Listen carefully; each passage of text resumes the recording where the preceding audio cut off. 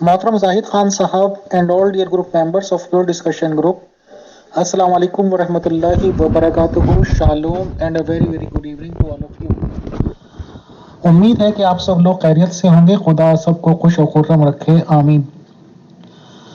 Sir, पहला सवाल मेरा ये है कि जो मुसलमान लोग कॉन्सेप्ट बताते हैं क़यामत का कि सारी दुनिया ख़त्म हो जाएगी, पहाड़ उड़कर रेजा रेजा हो जाएंगे, समुद्रों का पानी समेट लिया जाएगा और पहाड़ पेड़ जंगल सब ख़त्म हो जाएंगे, और फिर खुदा ताला का ऐसा कुछ इमेजिनेशन दिया जाता है कि दरबार सा सजेगा, या मैदान हश्र बताते हैं कि वहाँ पे बर्पा होगा, और फिर दाहिने हाथ में अमाल नामा देंगे, लेफ्ट हाथ में देंगे, और हमेशा हमेशा के लिए जन्नत दोज़ख मिल जाएगी और रूहें फिर उसमें रहेंगी।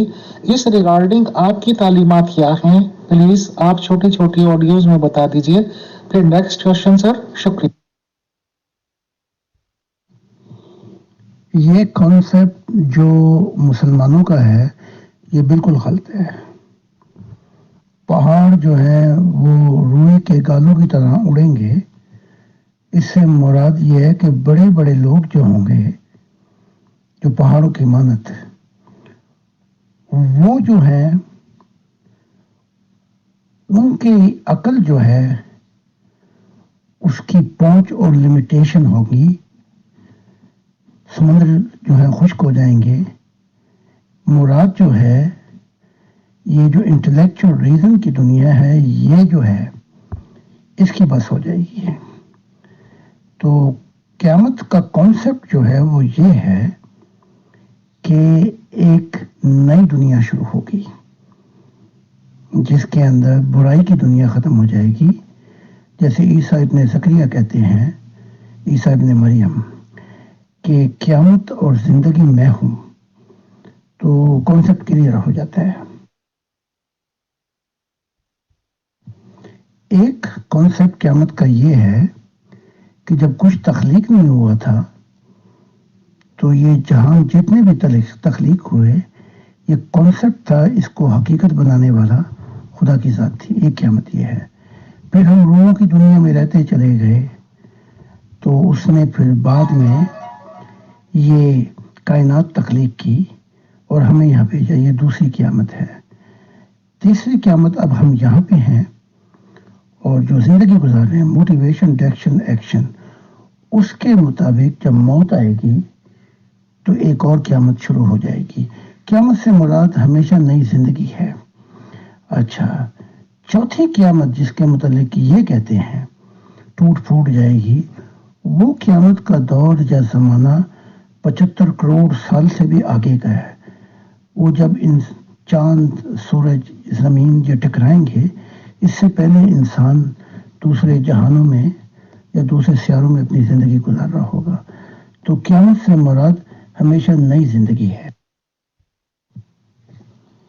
क़यामत जो मेरा मज़मून लाल किताब में है उसे कहा गया है लास्ट डेज, यानी कि बुराई के आखिरी दिन आ जाएंगे और अच्छाई का सूरज तलू होगा। इसे कहते हैं क़यामत। Actually end of the evil world and new down gonna begin of goodness. बुराई की आखिर और नया सूरज तलू होगा मार्फत इलाही का। ये है क़यामत। अगर ये अपने कुरान का मुताला करें सही तरीके से तो इनको ये चीज़ें ये गौर फिक्र नहीं करते ना।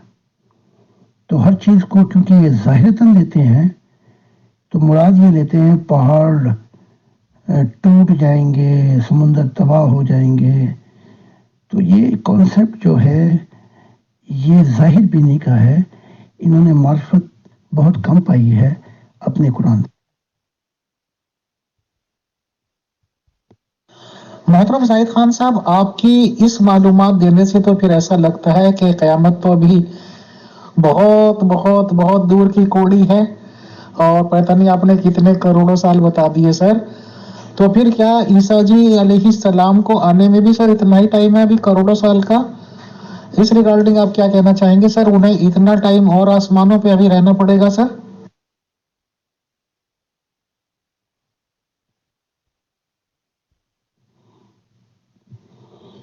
عیسیٰ واپس نہیں آئیں گے. میں نے عیسیٰ کی ارواح کو عالم ارواح میں دیکھا، تو آؤٹ آف کویسچن کہ عیسیٰ دوبارہ آئے گا. اور کئی صوفیوں نے بھی بتایا، جیسے داتا علی حجیری کشف الوجود میں کہتے ہیں کہ میں نے عیسیٰ کی روح کو روح کی دنیا میں دیکھا ہے. یہ تو بالکل ہی غلط کانسیپٹ ہے کہ کوئی جسم سمیت آسمانوں پہ بیٹھ جائے. اگر عیسیٰ کو چاند پہ بھی بٹھا دیں 1 سیکنڈ نہیں لگتا کہ مر جائے گا. تو عیسیٰ جیسا کوئی شخص اس کو مشن ملے گا. جیسے کہ میں نے کہا کہ میں مسیح الزمانہ ہوں، تو مراد یہ ہے مشن ایک ہی ہے،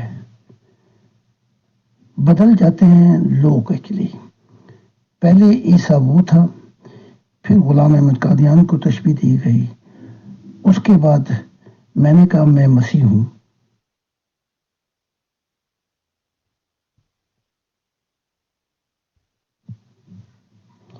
پھر خدا نے کہا تو مسیح الزمانہ ہے. تو مسیح سے جو مطلب ہے، what is the real true meaning actually، مسیح سے مطلب جو ہے وہ یہ ہے کہ ایک دن خدا کی دنیا شروع ہو جائے گی. تو کیا عیسیٰ سے خدا کی دنیا شروع ہوئی؟ نہیں. کیا غلام احمد قادیان سے خدا کی دنیا شروع ہوئی؟ نہیں.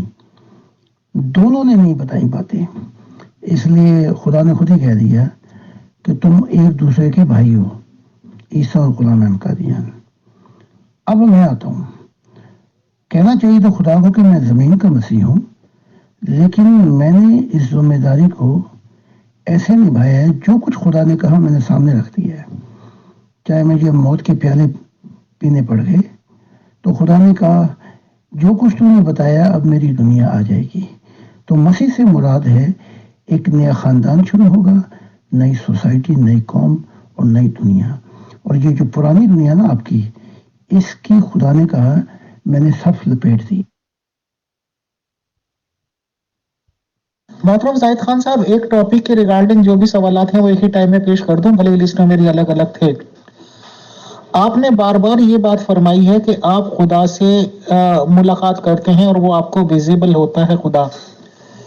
یہ بھی سنا ہی جاتا ہے کہ رسول اسلام صاحب نے معراج کی ہے اور وہ آسمانوں سے اوپر یا جہاں پہ بھی خدا تعالیٰ اللہ تعالیٰ عرش پر وراجمان ہوگا یا وہاں پہ وہ رہتے ہوں گے وہاں تک وہ گئے ہیں. یہ الگ بات ہے کہ مسلمانوں میں اکثریت یہ مانتی ہے کہ ان کو فزیکلی وہ معراج ہوئی ہے، یعنی کہ فزیکل وہ جسم سمیت گئے ہیں، بٹ بہت سارے لوگ یہ بھی مانتے ہیں کہ وہ صرف ایک روحانی سفر تھا. بہرحال یہ تو بات ہے کہ روحانی تھا یا بھائی جسمانی تھا، جو بھی تھا انہوں نے خدا کو دیکھا ہی دیکھا ہوگا. آپ بھی کہہ رہے ہیں کہ آپ نے دیکھا ہے، اور ایک ہی کانسیپٹ بھی بتایا جاتا ہے کہ موسیٰ علیہ السلام نے بھی خدا کو دیکھنے کا خواہش کا اظہار کیا تھا، اور وہ پتہ نہیں خدا نے کہا تھا تم مجھے دیکھ نہیں پاؤ گے، تجلی جھیل نہیں پاؤ گے، اور کسی پہاڑ پہ وہ ذرا سا آیا تھا اور وہ پہاڑ ریزہ ریزہ ہو گیا تھا اور وہ شاید سرما بن گیا تھا. This and that. میرا الٹیمیٹ سوال یہ ہے سر کہ اگر خدا جیسے آپ کو یا رسول اسلام صاحب کو یا موسیٰ صاحب کو اگر نظر آیا ہوگا تو کیا وہ جسم رکھتا ہے کہ یا ایک ہی طرح سے نظر آیا ہوگا؟ فار ایگزامپل اگر زاہد خان صاحب آپ کے جانکار ہیں، جو بھی آپ کو دیکھیں گے تو آپ زاہد خان صاحب کے روپ میں ہی نظر آئیں گے، چاہے آپ کو ویڈیو میں دیکھیں، ٹی وی پہ دیکھیں، فزیکلی دیکھیں. تو کیا ایک ہی طرح کا خدا سب کو نظر آیا ہوگا؟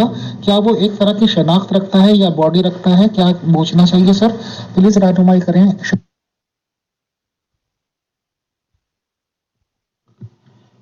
آپ تورات اٹھا کے دیکھ لیں، جینیسیس 5 کتابیں کہیں گے تو میں ثبوت فراہم کر دیتا ہوں.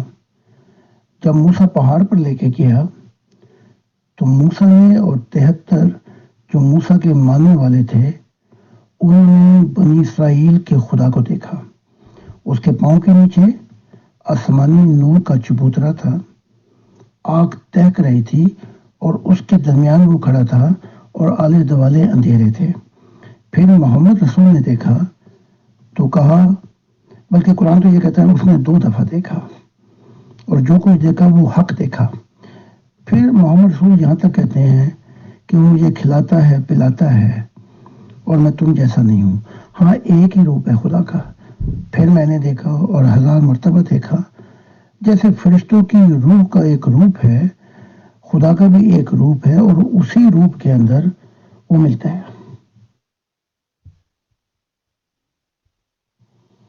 بلکہ نبیوں کی بات تو دور، شیخ عبد القادر جیلانی جو غوث پاک یا غوث اعظم کہتے ہیں، وہ اپنی کتاب میں لکھتے ہیں کہ جب میں خدا کے حضور پہنچا تو خدا نے اپنی جنت میں میرا جھنڈا گاڑا اور وہ میرا نوکر بن گیا۔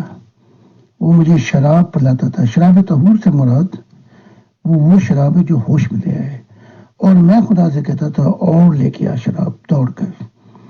تو صوفیوں میں سے بہت سی تعداد ہے۔ سری سکتا جسے رحمت اللہ یہ جنید کے ماموں ہیں، انہوں نے خدا کا دیدار کیا۔ ایک لمبی لسٹ ہے۔ اگر خدا کا دیدار جو ہے وہ جائز ہے، اور جو یہ مسلمان یہ لوگ نہیں مانتے، تو یہ اپنی کتابوں کا انکار کرنے والے ہیں اور اپنے نبیوں کا بھی انکار کرنے والے ہیں۔ بلکہ حدیث تک ہے کہ ایک ایسی زندگی گزارو کہ خدا کا دیدار شاید تمہیں اس دنیا میں ہی ہو جائے۔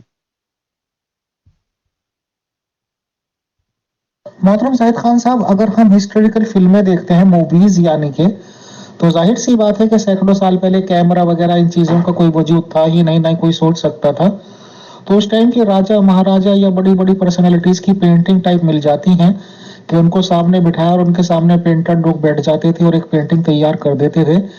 اور پرانی فلموں میں نے یہ بھی دیکھا ہے سر کہ جو مان لیجیے کسی آدمی نے کوئی دیکھا واقعہ واردات ہوتے ہوئے، اور وہ اس کا ایک امیجنیشن دیتا تھا ایک پینٹر کو کہ یہ تھی، ایسی آنکھیں تھی، دس اینڈ دیٹ، اور اس کی تصویر وہ لوگ تیار کر دیتے تھے۔ آج کل کے ٹائم میں پولیس انویسٹیگیشنز یا طرح طرح کے معاملات میں بھی سر، اگر کسی نے کوئی دیکھا ہوا پرسن کی اپنی امیجنیشن بتاتا ہے تو 99% کیسز میں اس طرح کی پینٹنگ تیار ہو جاتی ہیں، اور پینٹنگ تیار ہونے کے بعد کنسرننگ پرسن کہتا ہے کہ ہاں جی بالکل یہی بنتا تھا۔ تو محترم، کیا جیسے کہ آپ نے ان کو روبرو دیکھ رکھا ہے، تو کیا اس طرح کی کبھی آپ نے کوشش کی کہ ان کی کوئی پینٹنگ اپنے تصورات سے بنوا سکیں؟ یا میں آپ سے یہ بھی کہہ دوں، میں نے آپ کی بکس نہیں دیکھ رکھی ہیں، کیا آپ نے کوئی اس کی پکچر یا اس طرح کا کوئی امیجنیشن پیش کر رکھا ہے اپنی بکس میں؟ شاید آپ نے جواب دیا تھا کہ نہیں، یا اس طرح کی پاسبلٹی ہے کہ کسی پینٹر کو یا کسی اس کی آپ خدمات لے کے اس کا تصور پیش کر سکیں جو آپ نے دیکھا تھا، وہ چیز تیار ہو سکے؟ محترم بتائیں، شکریہ۔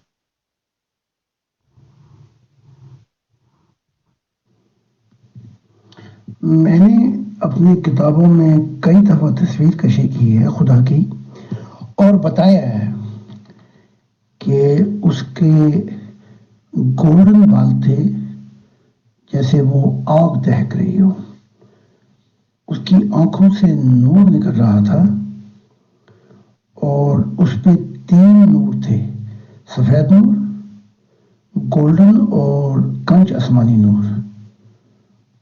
اور میں نے یہ بھی بتایا ہے، بڑی تفصیل کی ہے کہ وہاں روحیں بےتاب ہو جاتی ہیں وجد میں آ کے۔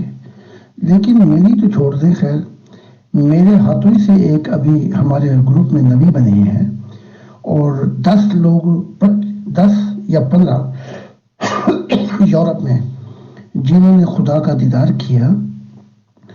اور جب یہ بات ہوئی عطر سے، عطر ایک مصور ہے،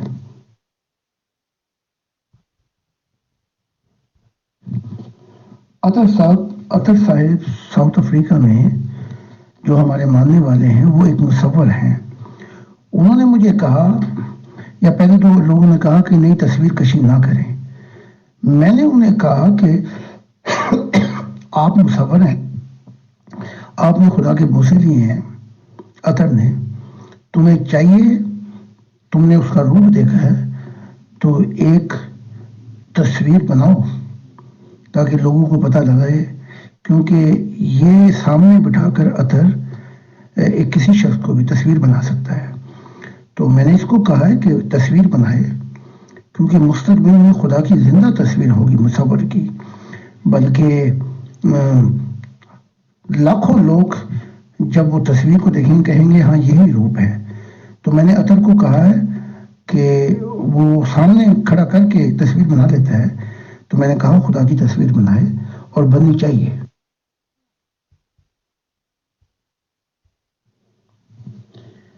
جب خانہ کعبہ میں یہ فتح ہوا تو اس میں فرشتوں کی بھی تصویریں تھیں، اس میں ابراہیم کی بھی تصویریں تھیں۔ تو محمد، جو میں نے بات کی ہے محمد سے عالم ارواح میں، کہا کہ اگر میں نے جو روپ دیکھا تھا مجھے ڈر یہ تھا کہ اگر وہ مصوری کر دی تو لوگ خدا کی تصویر بنائیں گے اور شرک کریں گے۔ ٹھیک ہے، محمد کا ایک اپنا کانسیپٹ تھا، لیکن میرا کانسیپٹ جو ہے وہ یہ ہے کہ خدا کی تصویر بننی چاہیے تاکہ انسانیت کو خبر ہو کہ خدا کیسے لگتا ہے، کیسا ہے۔ تو میں نے عطر کو کہا تصویر بناؤ، تم نے بوسے دیے ہیں خدا کے، خدا کو آمنے سامنے دیکھا ہے، میں تمہیں بتا دوں گا کیونکہ میں نے ہزاروں مرتبہ خدا سے ملاقات کی ہے۔ تو اگر محمد تصویر کشی کی اجازت دے دیتے تو اسی دور میں خدا کی تصویر بن سکتی تھی اور محمد کی تصویر بھی بن سکتی تھی۔ محترم زاہد خان صاحب، جہاں تک خدا اللہ ایشور کی بات ہے تو آج تک تو ہم نے ہمیشہ یہی دیکھا ہے، یہی سنا ہے کہ جتنے بھی اس طرح کی باتیں بتانے والے آئے ہیں تو انہوں نے یہ کہا کہ خدا کی صفات پر تو بات کر سکتے ہیں کہ اس کی کیا کیا کیریکٹرسٹکس ہیں یا وہ کیا کیا خصوصیات رکھتا ہے، صفات رکھتا ہے، بٹ اس کی ذات پر بات نہیں کر سکتے۔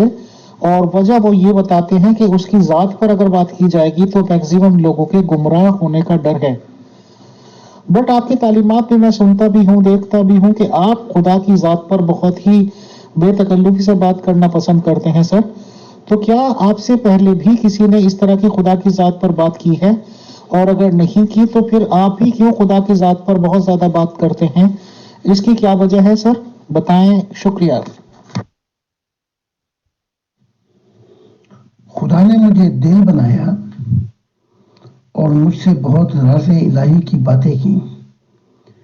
پھر خدا نے خود ہی کہا کہ اے میرے دل، جو کچھ تو سنتا ہے مجھ سے، جو کچھ جہانوں میں دیکھتا ہے اور جو سفر ہے وہ بیان کر۔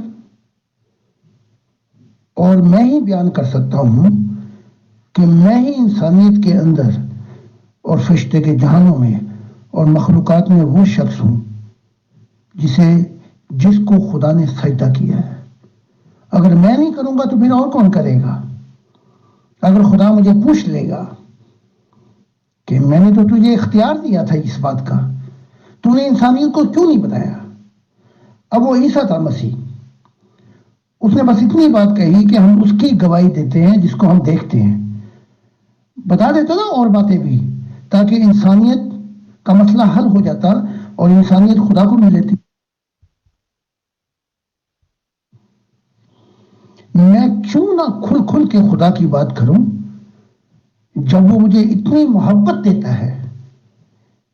اگر ان انبیاؤں نے سجدہ کیا، اگر فرشتوں نے سجدہ کیا یا ان کی خدا سے دوری تھی، میری تو بڑی نزدیکی ہے۔ میں تو جب جاتا ہوں تو فرشتے کیا اور نور کی مخلوق کیا اور نور کے پیکر کیا، کسی کو یہ وقت نہیں ملتا کہ وہ ذاتی طور پر خدا کے حضور پرائیویٹ جو خدا کیا مسکن ہے وہاں جا سکے۔ جب خدا نے مجھے اتنا کچھ نزدیک کیا ہے تو میں نہیں کروں گا تو اور کون کرے گا؟ پھر یہ آدم اور ان کی پرانی دنیا 6000 سال کی ختم ہوئی، میں نیا آدم ہوں، مجھ سے نئی دنیا شروع ہوگی۔ تو میں نئے انسانوں کو جو اہل دین ہوں گے خدا کی دنیا لائیں گے، میں ان سے مخاطب ہوں، میں ان سے مخاطب نہیں ہوں یہ جو مذہب کے اندھے ہیں۔ جی محترم زاہد خان صاحب، شکریہ ڈیٹیلز بتانے کا۔ سر اصل میں قیامت کے ریگارڈنگ میری کافی کمیونٹیز کے لوگوں سے بات چیت ہوتی رہتی ہے، کئی فرقاؤں سے، کیا کہنا چاہیے، فرقہ جو ہے مسلمانوں کے، ان لوگوں سے الگ الگ میری بات چیت ہوئی، احمدیز سے بات چیت ہوئی، اور سب کے پوائنٹس میں نوٹ کرتا رہتا ہوں سر۔ بٹ آپ یہ بتائیے کہ جیسے یہ بڑے بڑے ڈیزاسٹرز آتے ہیں دنیا میں، جو 2-4 تو خیر ہمیں معلوم ہیں، پرانے ٹائم میں آپ لے لیجئے نوح علیہ السلام کے زمانے کا، کہ جس میں شاید سمندر کا طوفان آنا تھا یا کیا تھا، اور انہوں نے کشتی بنائی تھی، बहुत टाइम उसमें लगा, और फिर एक एक जोड़ा इंसानों का या जितने भी होंगे प्लस जानवरों का एक एक जोड़ा लिया, और वो जो किस्सा बताते हैं उनका एक बेटा वहीं रह गया था। बहरहाल वो तूफान नूह था, हाँ शायद तूफान नूह। प्लस जैसे कि बड़े बड़े जलजले आए हैं, पूरे देश के देश लगभग बर्बाद हो गए, खत्म हो गए, कई जगह आग लग जाती है, ज्वालामुखी फट जाते हैं और उसमें बहुत सारे लोग तबाह हो जाते हैं। क्या उन सब चीज़ों को हम छोटी छोटी क़यामत मान लें? क्योंकि उस शहर के लिए, उस कंट्री के लिए तो वो क़यामत ही हो गई, और वो लोग जो मर गए जाहिर सी बात है दुनिया में नहीं आएंगी। क्या हम ये समझ लें कि जो 25 करोड़ या जितने भी साल आप बता रहे हैं, इसी तरह से ये छोटी छोटी क़यामतें आती रहेंगी, या आजकल जो कोरोना चला था इसमें लोग मर गए, और बड़ी क़यामत की मतलब अभी बहुत ही लंबी बात है, या अभी इम्पॉसिबल सा लगता है सर? क्या इन चीज़ों को क़यामत कहा जा सकता है जो मैं इंसिडेंट्स बता रहा हूँ? सर बताएं। शुक्र।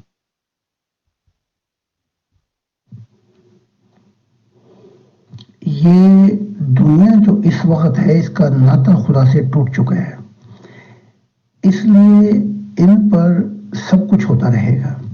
मैं एक छोटी सी मिसाल देता हूँ।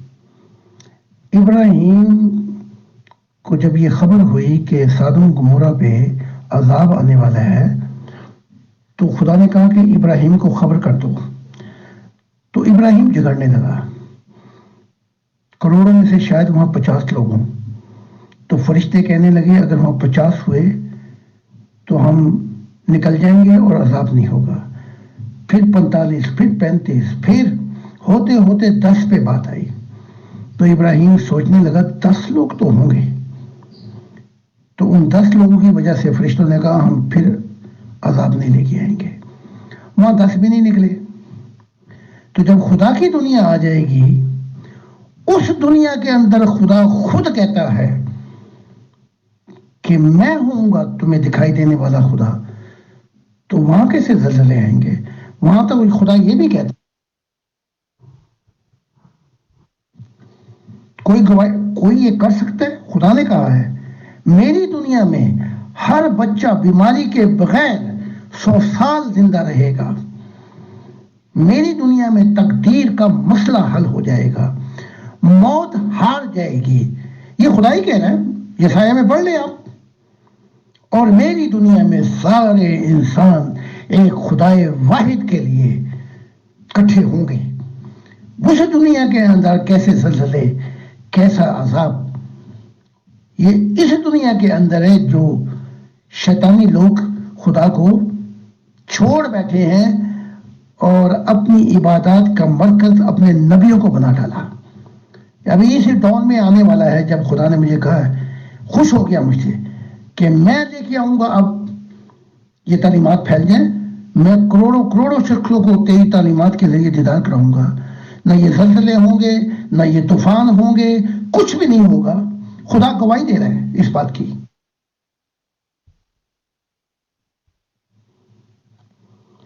अपनी किताबों को जो ये है इनकी खंगालें कि उनमें क्या लिखा हुआ है कि जमीन खुदा के नूर से रोशन हो जाएगी। ठीक है, जब खुदा के नूर से जमीन रोशन हो गई तो कौन सा जलजला, कौन से जलजले या कौन सी आफत, कौन से तूफान, ये सब कुछ हो रहा है। ये शैतानी लोग जो सबसे ज्यादा नाशुक्र गुजार हैं, तभी तो खुदा ने कहा मैंने इनके मजहबों की और इनकी भी सख्त पेट थी, अब इनके जाने का वक्त आ चुका है। और खुदा ने कहा अभी दूसरी नस्ल नहीं शुरू होगी। जैसे बाहर का जमाना आता है तो फूल की वो गूंछें नजर आती हैं, वो खिलेंगी। तीसरी नजर में सारी इंसानियत एक खुदा के मोहब्बत में एक प्लेटफॉर्म पे आएगी। खुदा की दुनिया शुरू होगी। करोड़ों साल की बात, कौन से करोड़ों साल की बात, अभी खुदा की दुनिया शुरू हो गई। खुदा जो वादा करता है वो हो चुका, सिर्फ वक्त की बात है।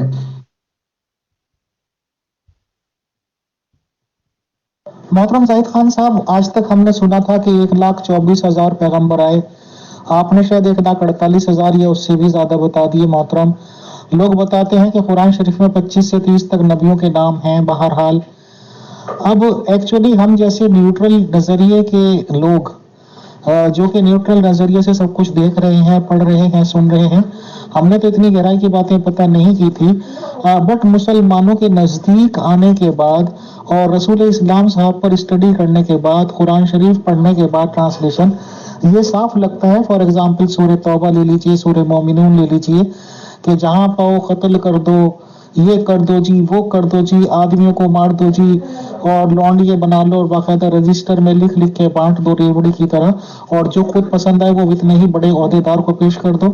بہرحال تو یہ سارے کانسیپٹ سننے کے بعد پھر اب مسلمان لوگوں نے مسیحیت پہ بات کرنی شروع کی ہے. ان لوگوں نے کہا ہے کہ جی اس میں بھی قتل و عام ہوئے ہیں، قتل و غارت گری ہوئی ہے. اور پھر آہستہ آہستہ پتہ یہ چل رہا ہے کہ ادھکتر جو نبی لوگوں کا دعویٰ لے کے آئے ہیں، نبیوں کا، تو ان لوگوں کے ٹائم میں جنگیں ہوئی ہیں اور قتل عام ہوا ہے سر. تو اگر کیا آپ اس بات کو ڈینائی کرتے ہیں یا ایکسیپٹ کرتے ہیں کہ زیادہ تر نبیوں کے ٹائم میں جنگیں ہوئی ہیں؟ اچھا، داؤد صاحب کے جو نبی تھے نام کے، وہ بھی راجا تھے، اور ہو سکتا ہے، مجھے معلومات نہیں کہ شاید جنگیں وغیرہ کی ہوں. تو کیا یہ وہ والا کام ہوا کہ جس کی لاٹھی اس کی بھینس، ایک لاٹھی کے زور پہ ان لوگوں نے اپنی نبوت کا اعلان کیا اور لوگوں نے پھر ڈر ڈر کے کہ بھائی چلو بچ جائیں گے، اس طرح سے کیا؟ کیا آپ یہ مانتے ہیں کہ ادھکتر نبیوں نے جنگیں کی ہیں سر؟ پہلے یہ بتائیں آپ، ڈینائی یا ایکسیپٹ. شکریہ.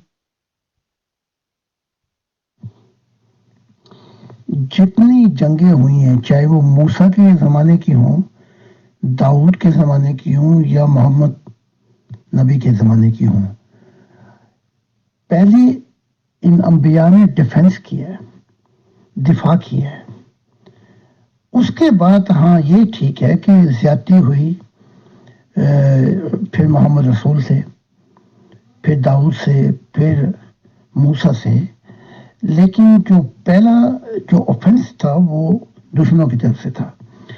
اب ان میں ایک نبی کی مثال جو ہے، جسے آپ عیسیٰ ابن مریم یا جیزس کرائسٹ کہتے ہیں، ان کے زمانے میں جو بھی ان کا زمانہ گزرا ہے وہ نان وائلنٹ ہے. آپ نے کہا کہ میں قربانی میں رحم پسند کرتا ہوں، اور عیسیٰ کے ہاتھ سے کوئی ایسی جنگ نہیں ہوئی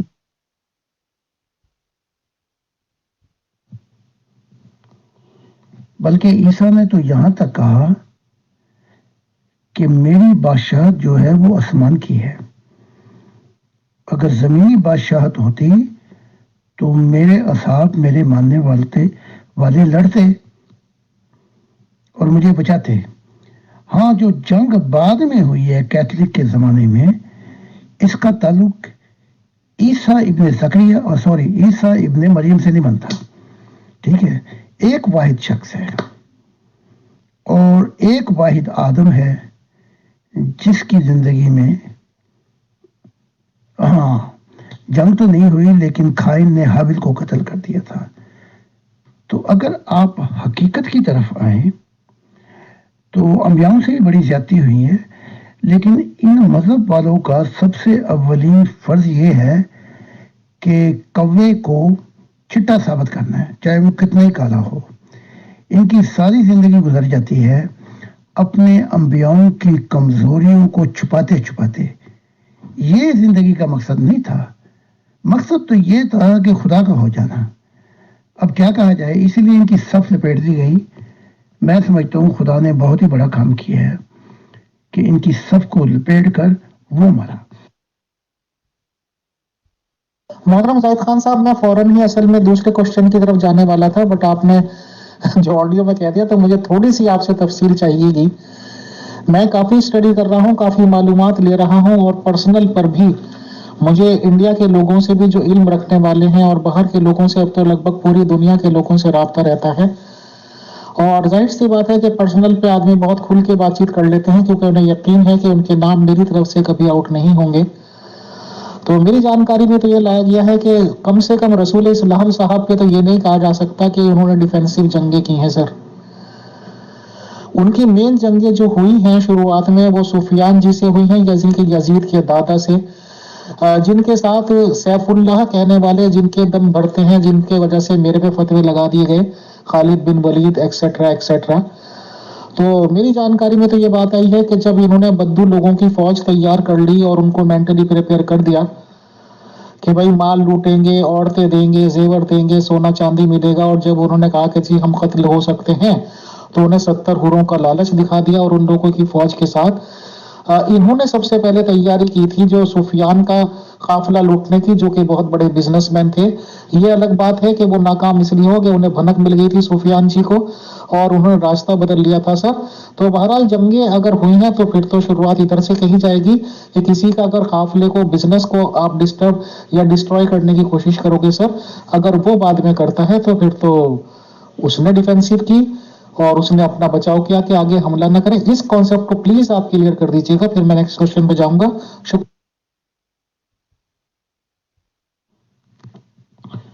پہلے تو محمد نبی پہ ان کفار نے بڑے ظلم کیے۔ 12 سال کا عجیب غم اور دکھی دور ہے کہ انہوں نے کیا کیا نہیں کیا۔ پھر آپ مدینے آ گئے۔ اگر پوری ہسٹری میں جائیں، تاریخ کی ہسٹری میں، تو یہ جو ابو سفیان کا قافلہ ہے، یہ جو سب کچھ مال لے کے آ رہا تھا، پلاننگ ان کی یہی تھی کہ ہم مدینے پہ حملہ آور ہوں۔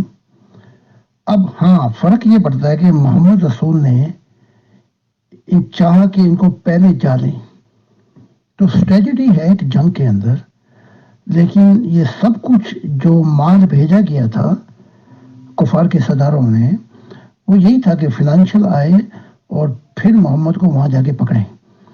تو ٹھیک ہے، وہ قافلہ نکل گیا، بچ گیا۔ اس کے بعد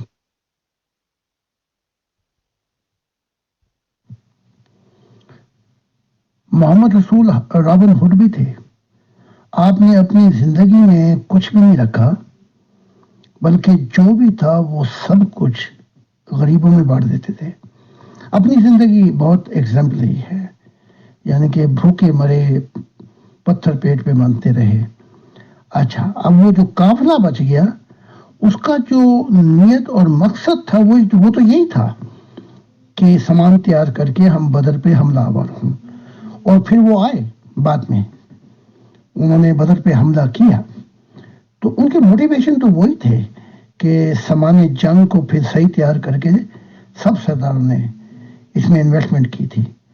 اور بدر کا پھر پہلا یہ آئے 500 کلومیٹر آ کے انہوں نے بیٹھے رہتے مکہ کے اندر، پھر یہ حملہ ہوا۔ ہاں یہ علیحدہ بات ہے، اس کو ڈینائی نہیں کیا جا سکتا کہ محمد رسول سے پھر بعد میں بڑی مسٹیکس ہوئی۔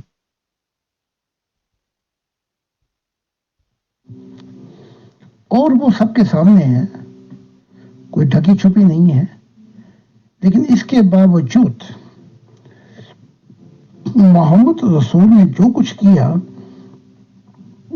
اس کا پلس بڑا زیادہ ہے توحید باری تعالیٰ کا، کیونکہ اس دور کے اندر ہندوؤں میں ہزاروں خدا، عیسائیت میں 3 خدا، چائنا کنفیوش اور بدھ، اور دنیا میں انتہائی اندھیرا چھایا ہوا تھا توحید باری تعالیٰ کے لیے، کہ خدا کی کہ ایک ذات ہے، تو اس کو ایک کروانے والا، چاہے وہ ظلم سے ہوا، چاہے گھوڑوں سے ہوا، چاہے تلواروں سے ہوا، لیکن آج انسانیت جو خدا کو ایک مانتی ہے، اس کا کریڈٹ تو محمد نبی کو جاتا ہے۔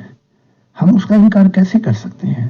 ہاں وہ بیچ میں ریڑیاں بنی، وہ لونڈیاں ہوئیں، وہ سب کچھ ہوا، اس کے بارے میں بار بار میں بتا چکا ہوں، اب اس کو واپس نہیں پھیرا جا سکتا۔ محترم زاہد خان صاحب، آج آپ نے بتایا جی انہوں نے تو پیٹ سے پتھر باندھے، اور ایک طرح سے آپ نے یہ کہنا چاہا کہ انہوں نے غربت کی زندگی بسر کی۔ محترم جو سید لوگ ہیں جو اپنے آپ کو ان کی اولادیں ہونے کا دعویٰ کرتے ہیں، وہ تو ببانگ دہل کہتے ہیں کہ وہ تو کافی فائنینشلی اسٹرانگ تھے، اور اگر سر 1% میں آپ کی بات مان بھی لوں کہ انہوں نے بھوک مری سے یا پتھر پیٹ یا کم درجے کے حالات میں گزارا کیا، تو محترم 20% تو ان کا اسپیشل حصہ بنتا تھا خمس کے نام سے، کہ وہ 20% ان کو جانا ہی جانا تھا لوٹے ہوئے مال کا۔ تو ظاہر سی بات ہے کہ پلس سب چیزیں آپ چھوڑ دیجئے، اگر ایک آدمی خود کا گزارا پتھر پہ پیٹ باندھ کر رہا ہے سر، تو قرآن شریف میں تو یہ حکم ہے کہ اگر ایک بیوی کے بعد آپ دوسری بیوی جب کر سکتے ہو، جب آپ اس کا بالکل ہر طرح سے گزارا کر سکتے ہو، سب کو برابر کھلا پلا سکتے ہو، تو کیا ان اپنی جو 12-13 بیویاں تھی اور 17 لونڈی اسپیشل رکھی ہوئی تھی، یعنی کہ 30 عورتیں تھیں، تو ان کے بھی پیٹ پہ پتھر بندوا رکھے تھے سر؟ کیا ان کو بھی کھانے پینے کی دقت کرتے تھے وہ اور ان کو کھلاتے نہیں تھے؟ کیا خدا کے قدرت کے حکم کی وہ خلاف ورزی کرتے تھے خدا نخواستہ؟ یہ تو بتا دیں۔ اور اگر اس طرح کے حالات تھے تو پھر ایک سے زیادہ شادی کیسے ہو گئی محترم؟ جو واقعات ہمیں ملتے ہیں، جو مکانات تھے، ازواج جو محمد رسول کی بیویاں تھیں، وہ مکانات بھی محمد نبی کے نہیں تھے، وہ ایک صحابی کے تھے، اس نے خود ہی دیے ہوئے تھے کہ آپ رہیں۔ باقی آپ قرآن حدیثوں کا مطالعہ کر لیں کہ عائشہ بھی کہتی ہیں اور دوسری ازواج مطہرہ جو بھی ہیں وہ خود کہتی ہیں ہمارے گھر میں کئی کئی دن فاقے ہوتے تھے، اور موت کے وقت جو گھر میں تھے، جو تھا موت کے وقت، وہ بھی بہت کم تھا، بلکہ آخری چیز بھی وہ بھی کہا کہ اس کو بانٹ دو۔ تو جو 20% کی آپ بات کر رہے ہیں وہ اہل بیت کے استعمال کے لیے تھا، ذاتی زندگی محمد میں۔ اچھا، اب دوسری طرف آ جاتے ہیں۔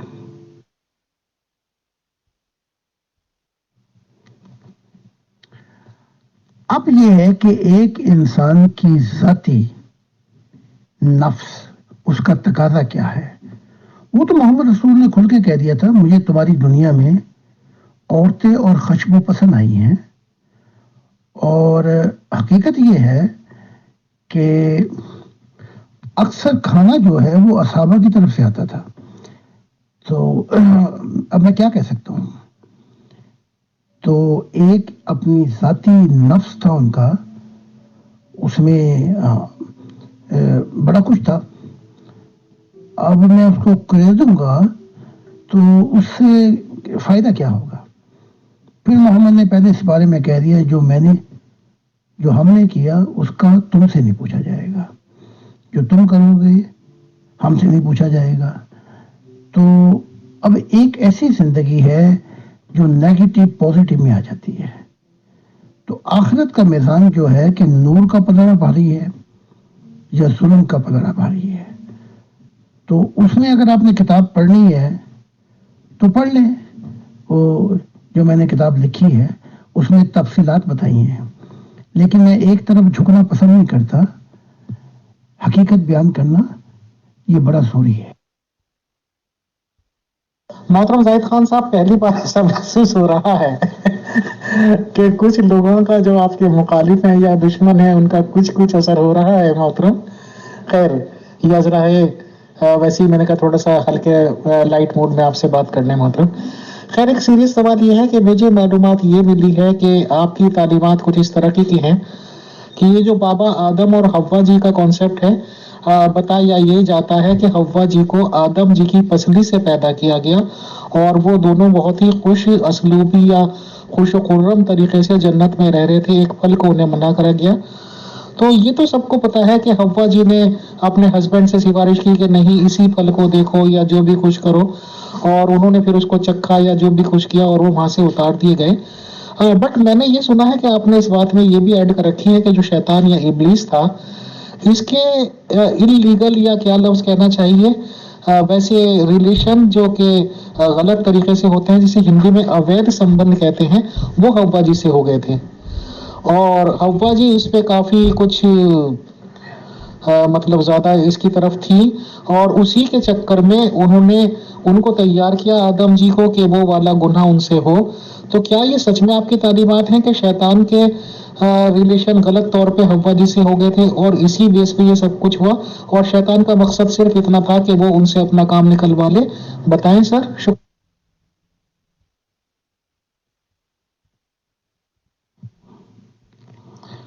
یہ پسلی سے آدم کا نکلنا، یہ گل افشانیاں تو ہو سکتی ہیں۔